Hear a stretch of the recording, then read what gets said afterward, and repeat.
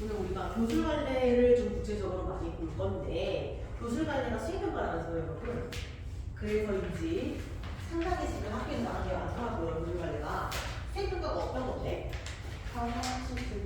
경험치? 이 교술 관례라고 볼 수 있나? 신데? 허상 관례라고 말하는 거 아니야? 아무튼 그런 의미에서 우리 경험을 담는 글을 쓰자 배워보자라는 거였나 보네요. 자, 책의 2페이지는요, 제가 이걸 따로 원래 결방하게 했었는데, 수필이란 문학에 대한 가벼운 설명이라고 보시면 돼요. 그래서 좀 가볍게 보고 가셔도 되고, 제가 오늘 수업 끝나고 공지 댓글에다가 관련된 영상 하나 둘 거예요. 그래서 혹시나 이해 안 되는 부분이나 보강 듣고 싶으신 분들은 거기 들어가서 보시면 됩니다. 얼마 안 돼요, 수필이라서. 아마 30분 정도 되지 않을까 싶어요. 자, 그래서 우리는요, 오늘 바로 넘겨서 무소유부터 들어갈 건데, 자, 5페이지입니다. 5페이지 무소유부터 들어갈 건데, 왜 들어가냐면요, 여러분들 프린트에 있기 때문이라고 보시면 될 것 같아요. 자, 그래서 들어가기 전에 그냥 간단하게 수필의 특징 5가지만 정리하고 들어갈 겁니다. 자, 수필의 특징인데요. 첫 번째는 형식이 자유롭다라는 겁니다. 그래서 그 일정한 형식에 구애받지 않는다라는 말로 또 정리가 될 수가 있겠죠. 그래서 이거는 다른 말로 하면 일정한 형식이 없다라는 말로 쓰이기도 해요. 그런데 여러분 조심해야 할 점이 뭐냐면요. 정해진 형식이 없다는 거지 형식이 없다라는 말은 아닙니다. 정해진 형식이 없다라는 거는 어떤 수필은 뭐 기승전결을 쓰고 어떤 수필은 역순례를 쓰고 뭐 그런 거란 말이에요. 그치? 그래서 딱 뭐 소설처럼 반드시 발단, 전개, 위기, 절정, 결말의 형식이 있어야 해 이게 아니고 쓰는 사람 마음대로 쓸 수 있다는 점에서 일정한 형식이 없다라는 의미라는 거. 그쵸? 그래서 각 수필만은 또 나름의 형식이 있을 수 있다는 걸 기억해 두시면 좋을 것 같습니다. 자, 그 다음은요, 체험적인 문학인데요. 즉, 다시 말해, 글쓴이가 체험한 내용을 기반으로 글을 쓴다라는 거죠. 그렇다면은 이 수필의 서술자는 누구죠? 누구야 돼? 허구의 인물이야? 아니면 작가 자신이야? 그치, 작가 자신이 서술자가 돼야 한다는 뜻이에요. 저 작가 자신의 체험을 적을 거라는 뜻이야. 서술자가 허구의 인물이 아니고 작가 자신이 되겠다라는 거죠. 그래서 허구 이런 말이 나오면 이거는 수필에 대한 특성이 아니고 소설에 대한 특성이라고 보시면 됩니다. 그래서 서술자가 작가 자신이 되고 또 그 체험을 기반으로 자기 고백적으로 얘기하기 때문에 굉장히 사실성이 큰 갈래다라고 보시면 되겠죠. 자, 그리고 또 작가 자신만의 인생관이라든가 가치관들을 체험을 통해서 알려주기 때문에 개성이 들어갈 거고요. 그리고 제재 역시 굉장히 다양합니다. 왜냐? 수필은 체험을 기반으로 원계단을 쓰는 거기 때문에 그 체험이 무궁무진하게 많을 수밖에 없어요. 왜? 작가 자신의 체험을 쓰는 거에 게다가 형식도 없어 굉장히 쉽게 쓸 수 있기 때문이죠. 그렇기 때문에 비전문적이다라고 볼 수도 있을 것 같네요. 그렇죠? 아무나 쓸 수가 있는 거니까요. 여러분이 쓰는 것도 당연히 수필이에요. 여러분이 쓰는 경험치 같은 것들 수필에 될 수 있다는 겁니다. 그리고 소설 같은 경우에는 반드시 등단한 작가만이 쓸 수가 있잖아요. 그런데 수필은 또 그렇지는 않다는 거. 누구나 쓸 수 있는 게 바로 수필이다라는 걸 염두에 두시고 들어가시면 될 것 같습니다. 자, 그래서 우리 무소유로 한번 들어가 볼 겁니다. 자, 무소유인데 여러분 한번 읽어볼게요. 굉장히 길죠? 근데 내용은 별거 없어. 여러분 그래서 수필은 늘 가벼운 마음으로 읽으시는 게 중요해요. 왜냐면 쓰는 사람들도 가벼운 마음으로 썼기 때문이죠. 힘을 빡 주고 쓴 글이 아니라는 거야. 그래서 가볍게 쓱 읽어보고 저랑 같이 정리하고 넘어갈게요.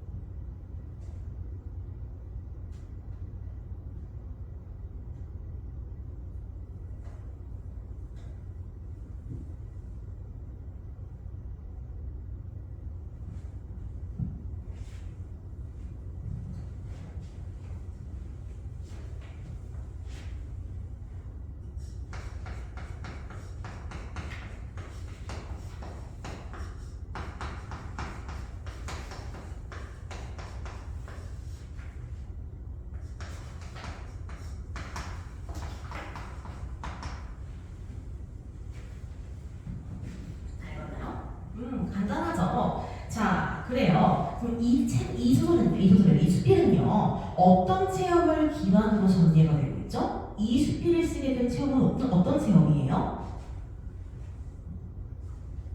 깨달음을 얻게 된 이유가 있을 거 아니야. 시작점이 뭐예요?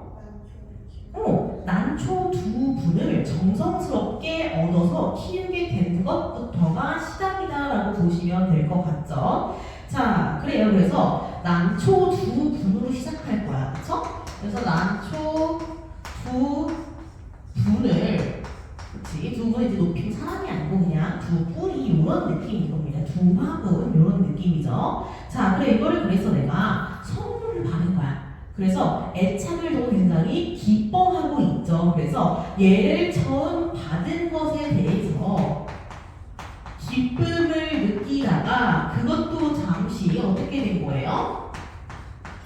내가 이 난초에게 굉장히 집착을 하고 있다라는 걸 알게 되죠. 그치? 난초에게 집착한 경험까지 나아가야 해. 그치? 물을 뭐 어떻게 주니, 햇볕에 어떻게 노니, 그쵸? 자, 그래서 난초를 선물을 받은 거에서 더 나아가 집착까지 하게 되는 겁니다. 그래서 나는 이 집착을 통해서 어떤 감정을 느껴요?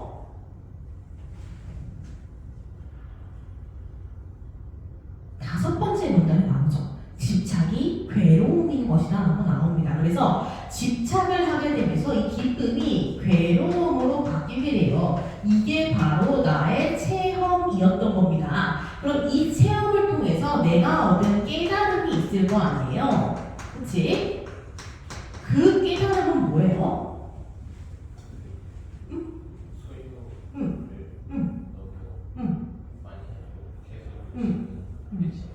그쵸. 소유에 계속해서 신경을 쓰다 보면 끝이 없다. 그래서 무엇을 해야 한다? 무소유를 해야 한다라고 얘기를 하고 있죠. 그래서 소유욕을 버릴 때, 다른 말로 하면 무소유를 할 때 무엇을 얻을 수 있다? 무소유일 때 뭘 어떻게 할 수 있다? 소유욕을 버릴 때, 무소유일 때 나는 비로소 어떻다? 자유, 평안을 얻을 수 있다. 이게 핵심이잖아요. 그치? 그쵸? 그래서 내가 이전에는 나에 대한 집착, 소유욕으로 인해서 괴로움을 느끼고 자유롭지가 못했어. 그런데 비로소 이걸 어떻게 했어? 선물을 주고 나니까, 다른 말로 하면 소유로부터 벗어나고 나니까 어때? 그제서야 자유롭고 평안을 얻을 수 있었다라는 거잖아요. 그쵸? 그래서 이 깨달음을 강조하기 위해 쓸 표현법이 두 가지가 있어요. 마지막에 뭐게요? 뭐게?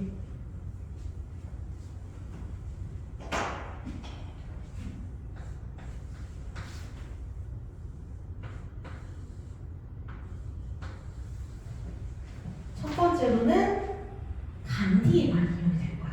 그치? 그래서 간디를 이용해서 자신의 의견에다가 근거를 추가하는 게 하나가 나올 거고요. 두 번째는 역설을 사용할 거야.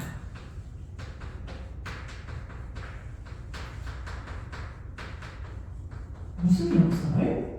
뭐가 역설이에요? 마지막에 엄청 반복적으로 나와. 마지막에. 그치? 크게 버리는 사람이 크게 얻을 수 있다. 그리고 또 아무것도 갖지 않을 때 비로소 온 세상을 갖게 된다라는 말 나오죠.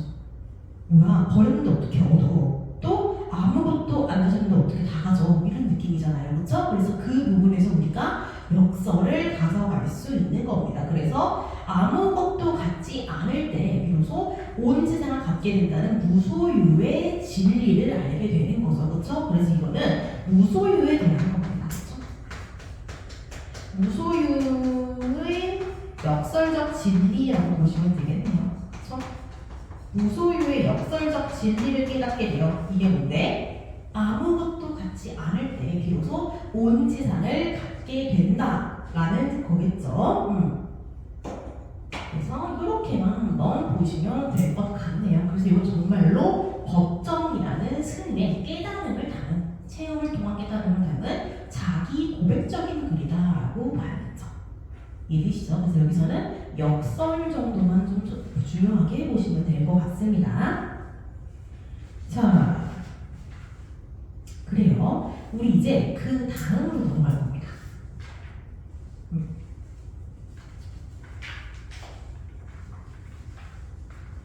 자, 그 다음으로 나오면요. 뭐가 나와요? 우리 교과서에 실린 풀 비린내에 대하여라는 게 나왔네요. 그쵸? 자, 이것도 한번 여러분 쭉 읽어보세요. 가볍게 읽으시면 됩니다.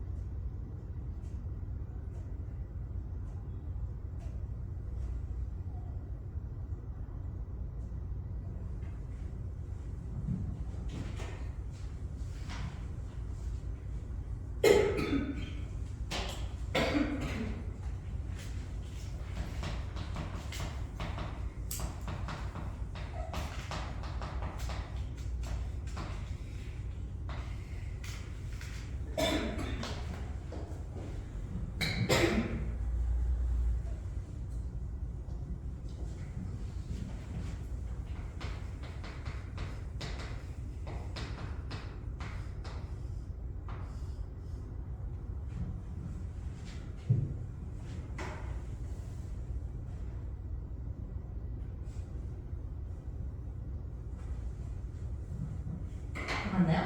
다 맞죠? 자, 봅시다. 그래서 이거는요, 우리가 자동차에 그 풀 비린내가 날 것 같을 정도로 날벌레가 다닥다닥 붙은 걸 발견한 사건 이전과 이후로 나뉘죠. 그러면 우리 그 이전부터 같이 보도록 합시다. 이건 이제 교과서에 실린 글이기도 하고 또 이제 대놓고 시험 범위로 나올 것 같은 글이기 때문에 조금 더 꼼꼼하게 볼게요. 자, 여기 1문단 요거 한번 주어가 읽어볼까요?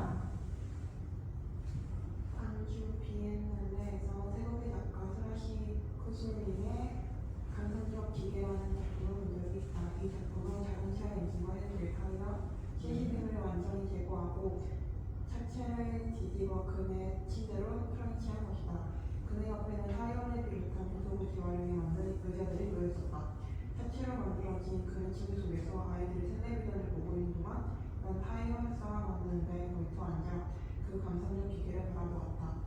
근데 달리는 무게라고 불리는 자동차가 완전히 해체됨으로써 새로운 윤부로 거듭난 모습은 예술 고유의 전복성을 보여줄 미안에 대한 생각을 집어보게 했다. 그래요. 자, 광주 비엔날레에서 태국 작가 수라시 코솔롱이 이런 감성적 기계란 작품을 만들었대. 이거 뭘로 만든 거예요?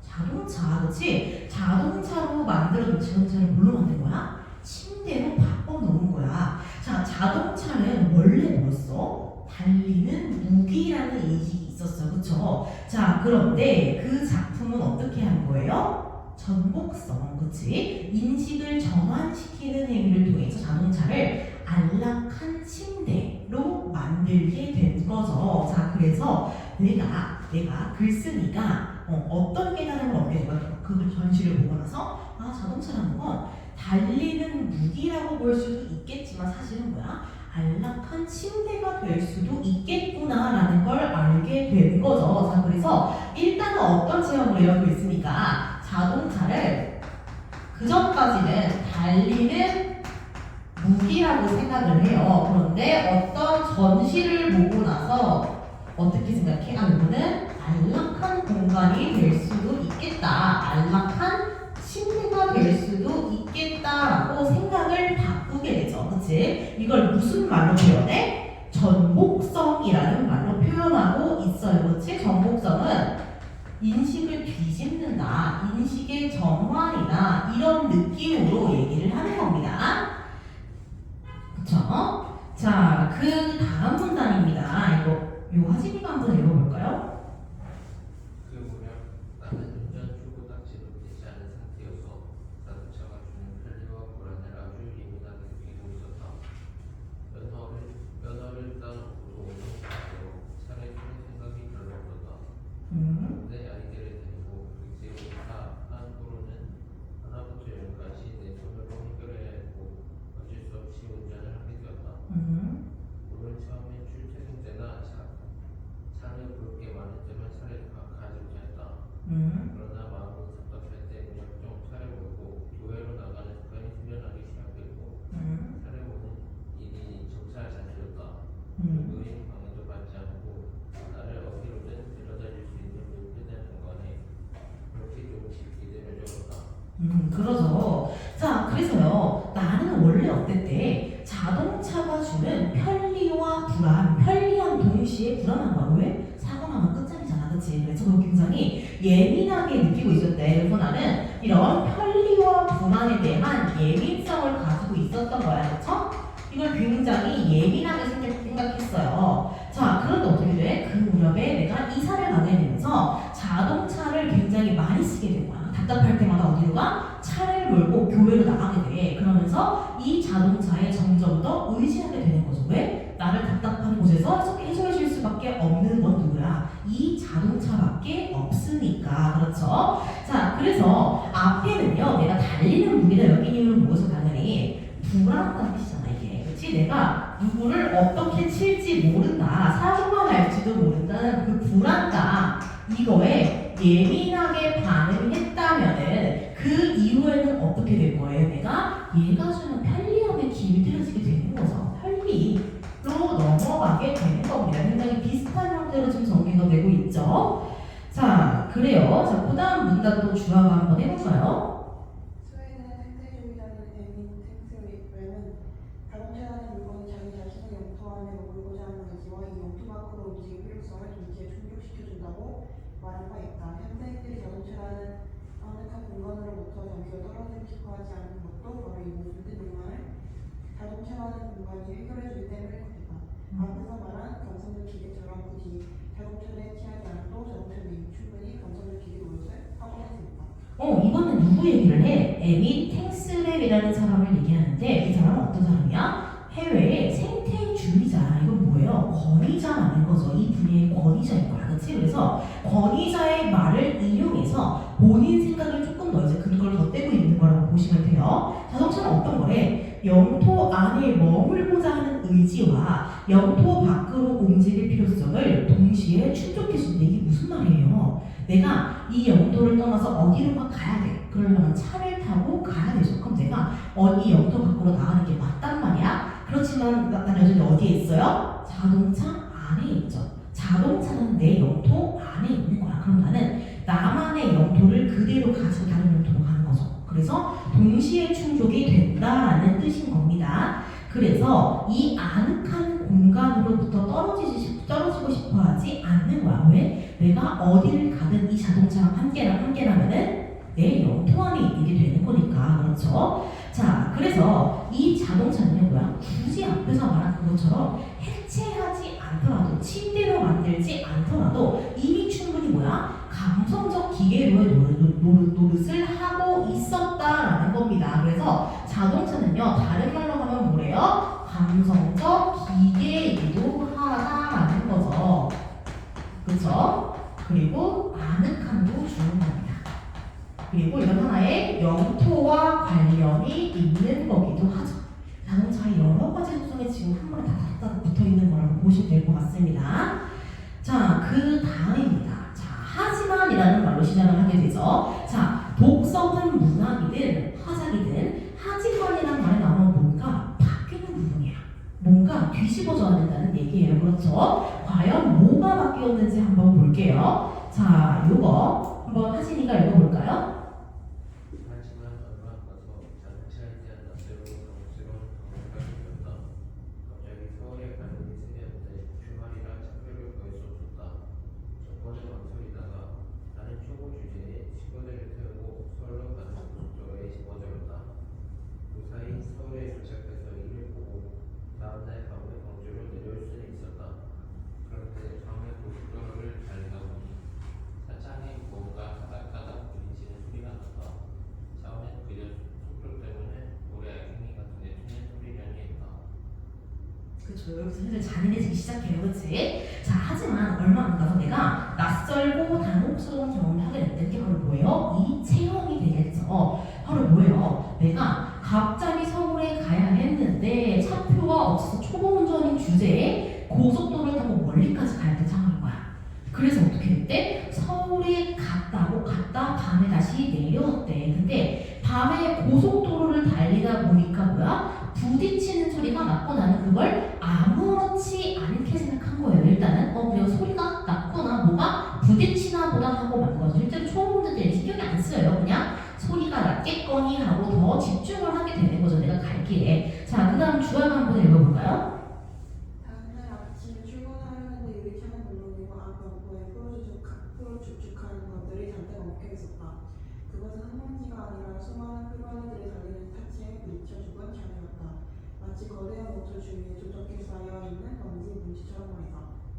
그렇죠. 좀 잔인해졌어요. 아주 내용이. 그죠? 자, 그래서 내가 차를 딱 밤에 갔다 오고 주차해 놓은 다음에 아침에 보니까 무슨 일이 생긴 거야? 푸른수축한 것들이 잔뜩 엉겨 있었대. 이게 뭐야? 풀벌레들의 시체였던 거야. 그지? 마치 거대한 모터 주위에 두텁게 쌓여있는 먼지 뭉치처럼 지구법이죠. 풀벌레들의 사체가 잔뜩 쌓여 있었다라는 겁니다. 자, 그것을 닦아내려다 나는 지난밤 엄청난 범죄를 저지른 사람처럼 손발이 떨려가지고 세차장에 가버렸대. 근데 세차장의 그 푸른 물살에도 흔적이 지워지지 않았다라는 거예요. 그만큼 내 마음을 어떻게 했어? 안 좋겠죠. 마음속에 오래 기억이 남겠죠. 그래서 그 후로 운전대를 잡을 때마다 풀 비린내가 몸서리치는 기억으로 남았대. 지금 이거 후각적 신상으로 얘기하고 있는 거죠. 풀벌레의 시체들을 다 뭘로 대체하는 거야 지금? 풀 비린내라는 후각적인 신상으로 이야기를 하고 있는 거예요. 그치? 그래서 나는 손을 씻고 또 씻었대. 왜 씻었겠어 손을? 왜 씻은 것 같아요? 그치, 뭔가 계속 내가 이 수많은 풀벌레들을 죽였다는 자책감 때문에 자꾸 손을 씻은 거야. 이게 좀 더러워서 그런 게 아니고요. 실제로 내 손이 더러워지지 않았단 말이야. 근데 계속해서 그 풀벌레들의 풀비린내가 나는 것처럼 느껴져서 계속 손을 씻은 거야. 내 손에 묻은 것처럼 느껴졌으니까. 그래서 일종의 죄를 속죄하기 위한 것들. 그러니까 내 잘못을 속죄하기 위한 행동이다라고 보시면 될 것 같습니다. 그렇죠? 그래서 내가 이 사건은 어떤 그런 계기가 되는 거예요? 깨달음의 계기가 되겠지. 이 사건은 어떤 내용인데 풀벌레들이 내 유리창에 부딪혀서 죽게 된 거잖아요. 그치? 그래서 풀벌레들의 잔해를 보고 나서 깨달음을 얻게 된 거죠. 그렇죠? 그래서 풀벌레들의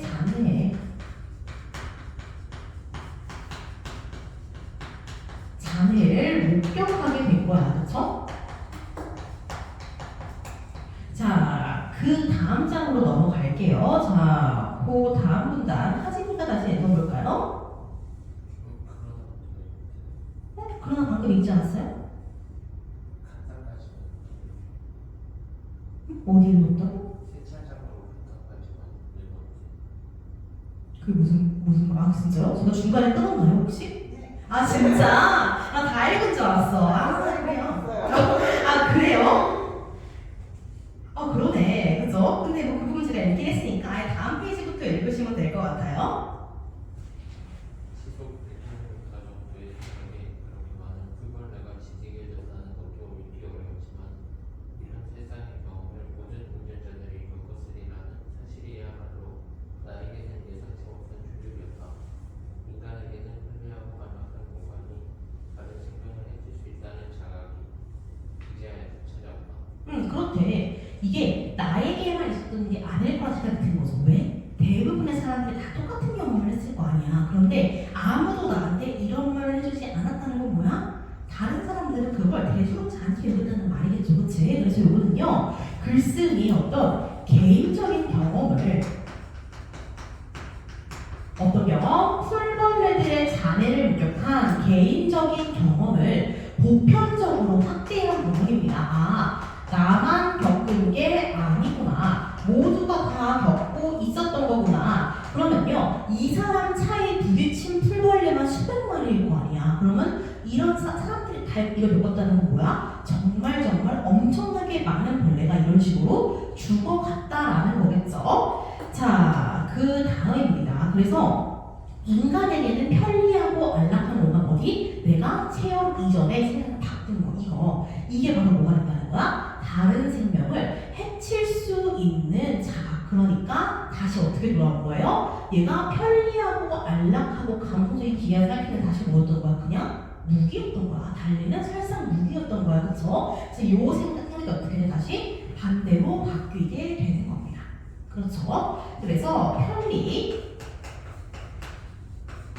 안락한 공간이 다시 뭐가 돼?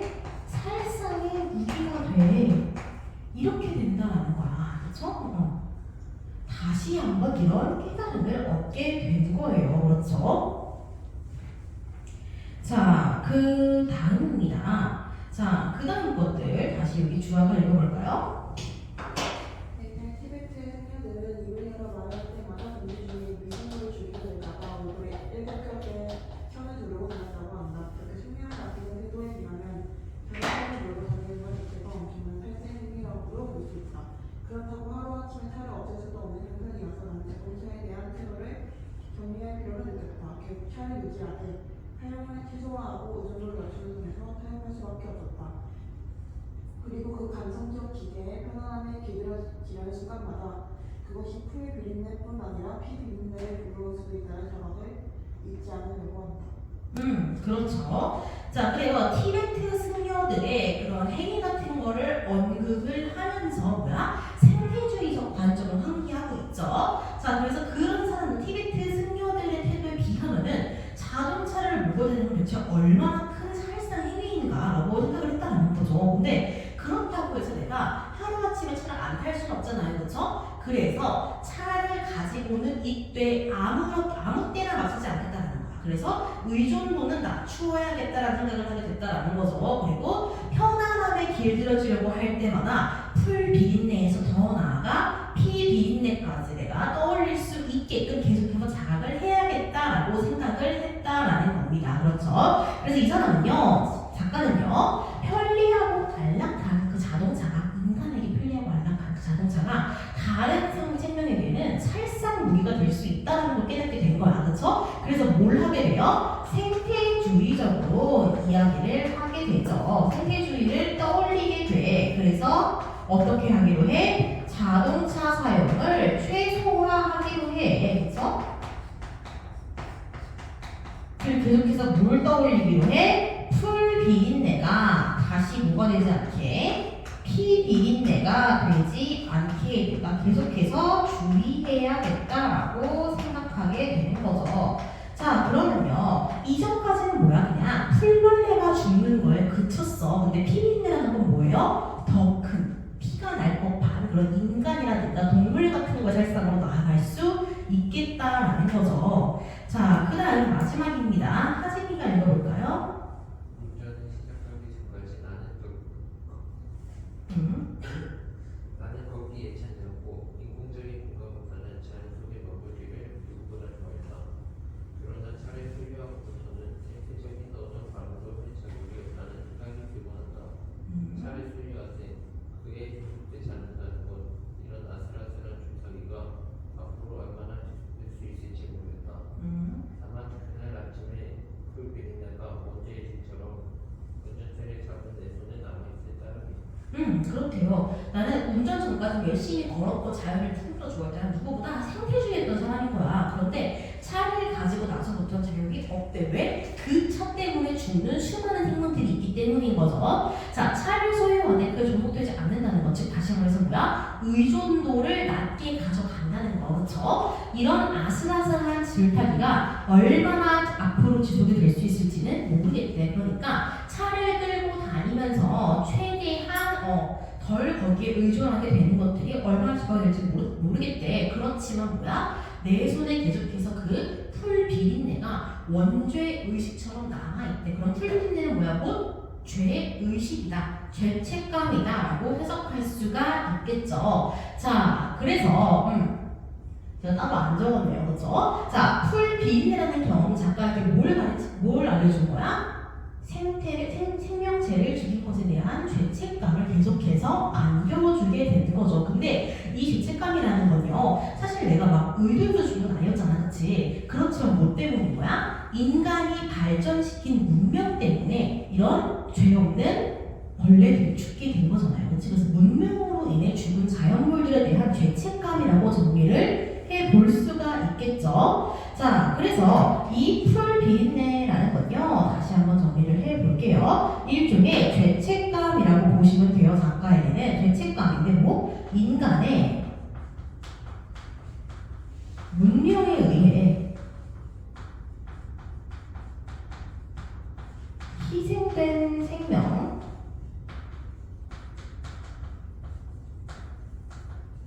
대한 글쓴이의 죄책감이죠.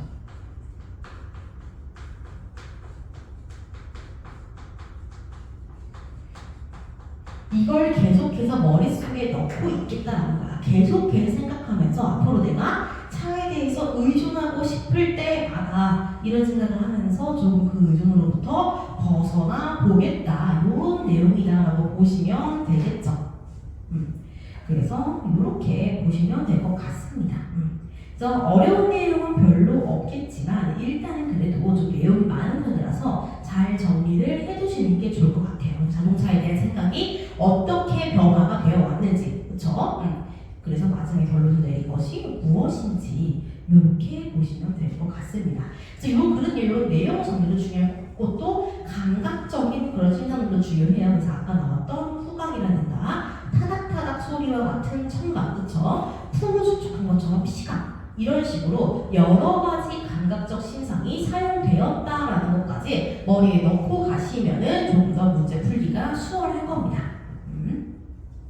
자, 다음으로 넘어갈게요. 자, 다음으로 넘어갈 건데 요거 이제 좀 짧아요. 간단하고요. 슬견설이라는 겁니다. 자, 여기까지 하고 쉴 거예요. 슬견설까지만 하고. 자, 한번 읽어보세요, 여러분.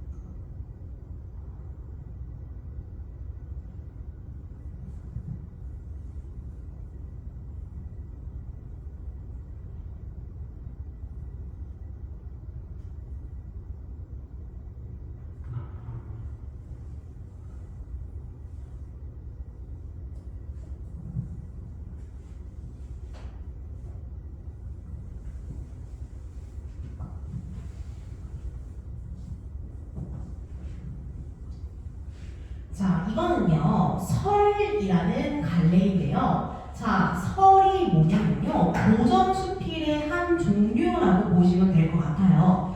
자, 우리도 고전수필도요, 현대수필이랑 비슷해요. 그냥 체험을 통해서 깨달음을 얻는 내용이다라고 생각하시면 될 것 같아요. 자, 그래서 설이라는 것도 개인적인 예화 또는 체험을 기반으로 해서 깨달음을 얻는 부분으로 넘어가게 되는 겁니다.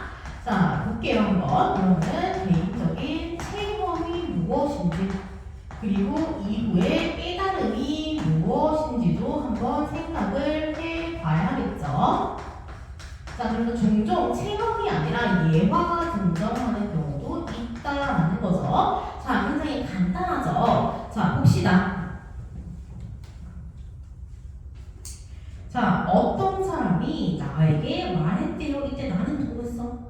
실존 인물이겠죠. 이 글을 쓴 사람이겠죠. 자, 어제 저녁에 이거 한번 주아가 읽어볼까요? 어제 저녁에 어떤 불량한 사람이 큰 몽둥이로 돌아다니는 개를 때려서 죽이는 것을 보았습니다. 그 광경이 너무 끔찍해서 마음이 아팠습니다.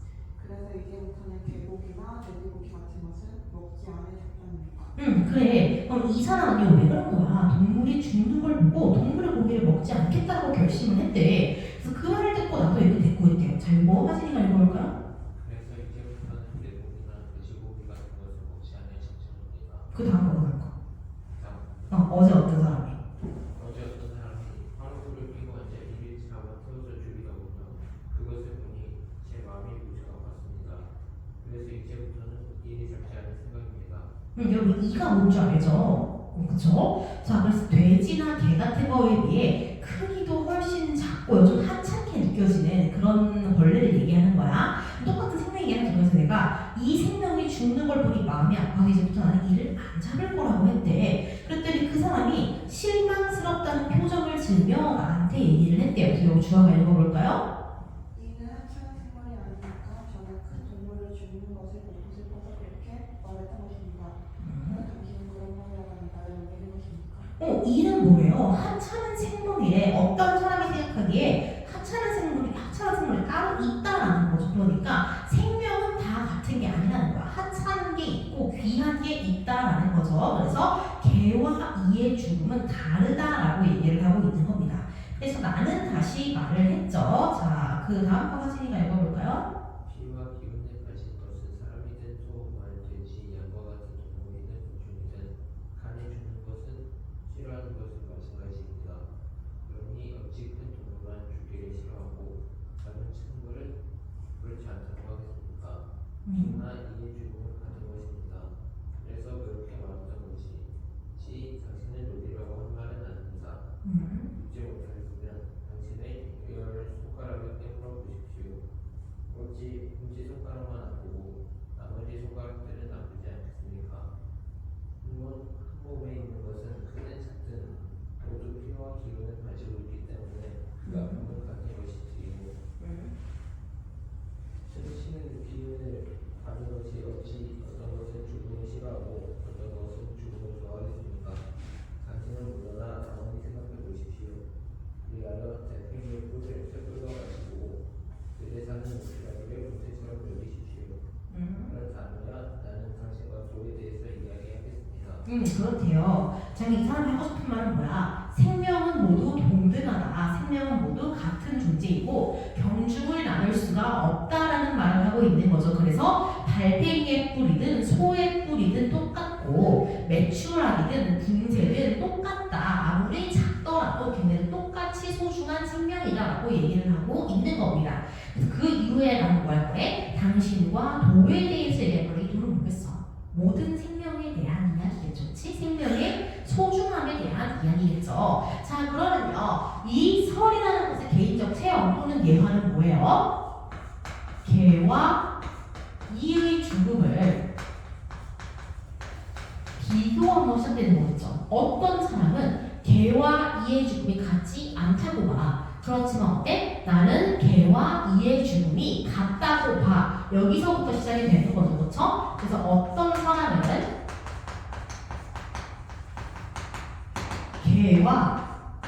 개의 죽음 그리고 이의 죽음이 다르다고 봐. 그렇죠? 누가 더 소중해? 얘가 더 소중해 라고 생각한다는 거야. 근데 나는 어때? 아니야.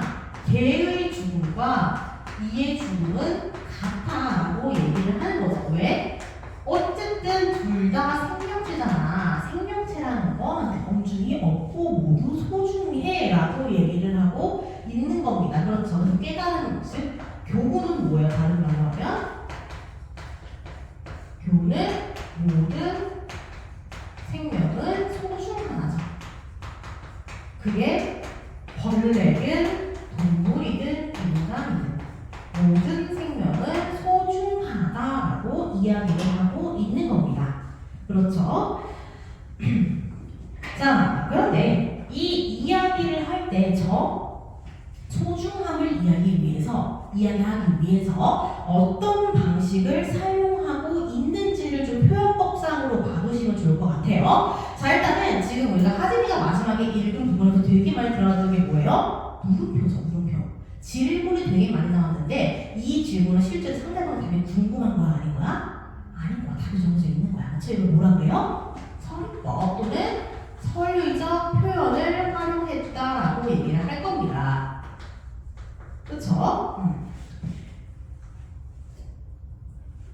자, 그리고 예시가 뭐예요? 제랑 제죠. 개와 이죠. 그치? 또 그리고 뭐 매출하기와 분쇄 이런 것도 나와요. 그치? 그래서 대조적인 사례를 제시를 해요. 그치?